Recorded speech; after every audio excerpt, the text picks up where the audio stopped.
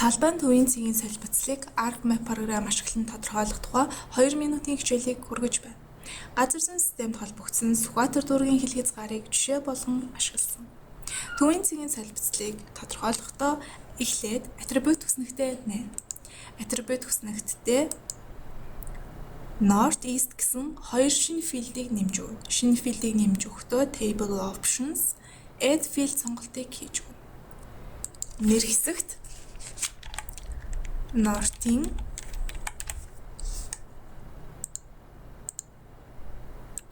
гэж бичээд OK товчлуурыг дарна. Мөн адил Table Options Add Field сонголтыг хийж нэр хэсэгт East-ийн гэж бичиж өгнө.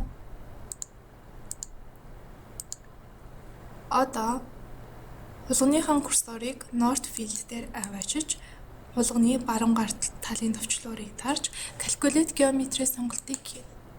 Property хэсэгт Y coordinate of centroid сонголтыг хийнэ. Дараа нь East Field дээр хулганы курсорыг аваачиж хулганы баруун гар талын товчлуурыг дарж Calculate Geometry сонголтыг дахин хийнэ. Property хэсэгт X coordinate of centroid сонголтыг сонгоно.